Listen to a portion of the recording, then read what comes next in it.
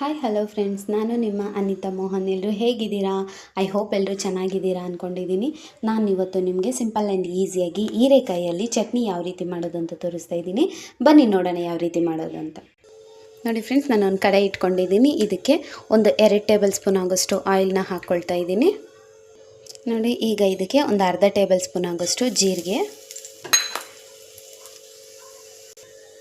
ಒಂದು ಅರ್ಧ ಗೆಡ್ಡೆ ಆಗೋಷ್ಟು ಬೆಳ್ಳುಳ್ಳಿ. ನೋಡಿ, ಬೆಳ್ಳುಳ್ಳಿ ಗೋಲ್ಡ್ ಕಲರ್ ಬಂದಿದೆ. ಈಗ ಒಂದು ಎರಡು ಚಿಕ್ಕದು ಈರುಳ್ಳಿ. ಈಗ ಇದಕ್ಕೆ ಒಂದು 4ರಿಂದ 5 ಹಸಿರು ಮೆಣಸಿನ್ಕಾಯಿ. ಈಗ ಇದಕ್ಕೆ 3 ಕಡ್ಡಿ ಆಗೋಷ್ಟು ಕರಿಬೇವು ಹಾಕ್ಕೊಳ್ತಾ ಇದ್ದೀನಿ.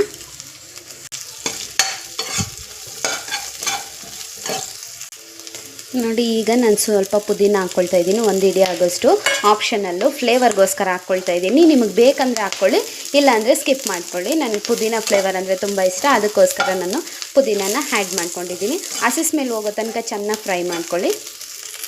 ನೋಡಿ, ಹಸಿ ಸ್ಮೆಲ್ಲೆಲ್ಲ ಹೋಗಿದೆ. ಈಗ ನಾನು ಹೀರೆಕಾಯಿನ ಒಂದನ್ನು ನೀಟಾಗಿ ತೊಳೆದು ಕಟ್ ಮಾಡಿ ಇಟ್ಕೊಂಡಿದ್ದೆ, ಅದನ್ನು ಸಹ ಸೇರಿಸ್ಕೊತಾ ಇದ್ದೀನಿ.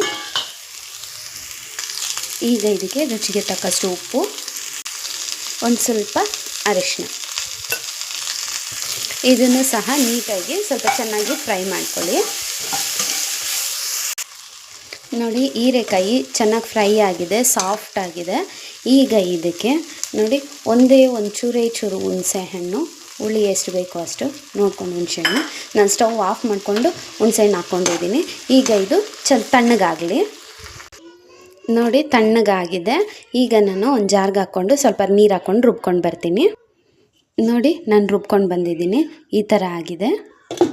ಈಗ ನೋಡಿ, ನಾನು ಅದೇ ಫ್ರೈ ಪ್ಯಾನ್ ಇಟ್ಕೊಂಡಿದ್ದೀನಿ. ಅದಕ್ಕೆ ಒಂದು 2 ಟೇಬಲ್ ಸ್ಪೂನ್ ಆಗೋಷ್ಟು ಆಯಿಲ್ನ ಹಾಕ್ಕೊಂಡಿದ್ದೀನಿ. ನೋಡಿ, ಎಣ್ಣೆ ಕಾದಿದೆ. ಈಗ ಅರ್ಧ ಟೇಬಲ್ ಸ್ಪೂನ್ ಆಗೋಷ್ಟು ಸಾಸಿವೆ, ಅರ್ಧ ಟೇಬಲ್ ಸ್ಪೂನ್ ಆಗೋಷ್ಟು ಜೀರಿಗೆ ಹಾಕ್ಕೊಂಡಿದ್ದೀನಿ. ಈಗ ಒಂದು ಅರ್ಧ ಟೇಬಲ್ ಸ್ಪೂನ್ ಆಗೋಷ್ಟು ಉದ್ದಿನಬೇಳೆ, ಅರ್ಧ ಟೇಬಲ್ ಸ್ಪೂನ್ ಆಗೋಷ್ಟು ಕಡಲೆಬೇಳೆ ಹಾಕ್ಕೊಂಡಿದ್ದೀನಿ. ಈಗ ಇದಕ್ಕೆ ಒಂದು ಸ್ವಲ್ಪ ಇಂಗು, ಈಗ ಒಂದು 4 ಒಣಗಿರೋ ಮೆಣಸಿನ್ಕಾಯಿ, ಈಗ 2 ಕಡ್ಡಿ ಕರಿಬೇವು. ನೋಡಿ, ಒಗ್ಗರಣೆ ರೆಡಿ ಆಗಿದೆ. ಈಗ ಸ್ಟವ್ ಆಫ್ ಮಾಡಿಕೊಂಡು ನೋಡಿ, ನಾವು ರುಬ್ಬಿಟ್ಕೊಂಡಿದ್ವಲ್ಲ ಚಟ್ನಿ, ಅದನ್ನು ಸೇರಿಸ್ಕೊತಾ ಇದ್ದೀನಿ. ನೋಡಿ, ನಾನು ಚಟ್ನಿನ ಹಾಕ್ಕೊಂಡು ಒಂದು ರೌಂಡ್ ಮಿಕ್ಸ್ ಕೊಟ್ಕೊಂಡಿದ್ದೀನಿ. ನನಗೆ ಈ ಕನ್ಸಿಸ್ಟೆನ್ಸಿ ಇದೆ, ಸಾಕು. ನಿಮ್ಗೆ ಇನ್ನು ಸ್ವಲ್ಪ ನೀರು ಬೇಕು ಅಂತಂದರೆ ನೀರನ್ನ ಆ್ಯಡ್ ಮಾಡ್ಕೊಳ್ಳಿ. ನಾನು ನೀರು ಆ್ಯಡ್ ಮಾಡ್ಕೊಳ್ತಾ ಇಲ್ಲ. ನೋಡಿ, ಇಷ್ಟ ಆಗಿದೆ, ಸಾಕು. ಈಗ ಚಟ್ನಿ ರೆಡಿ ಆಗಿದೆ. ನೀವು ಮನೇಲಿ ಈ ರೆಸಿಪಿನ ಟ್ರೈ ಮಾಡಿ ಹೇಗೆ ಬಂತು ಅಂತ ನನಗೆ ಕಮೆಂಟ್ ಸೆಕ್ಷನಲ್ಲಿ ತಿಳಿಸಿ. ಹಾಗೆ ವಿಡಿಯೋ ಇಷ್ಟ ಆಗಿದ್ದರೆ ಪ್ಲೀಸ್ ಒಂದು ಲೈಕ್ ಮಾಡಿ, ಶೇರ್ ಮಾಡಿ, ಹಾಗೆ ಸಬ್ಸ್ಕ್ರೈಬ್ ಮಾಡ್ಕೊಳ್ಳಿ. ವಿಡಿಯೋ ನೋಡಿದ್ದಕ್ಕಾಗಿ ಎಲ್ರಿಗೂ ಧನ್ಯವಾದಗಳು. Thank you all.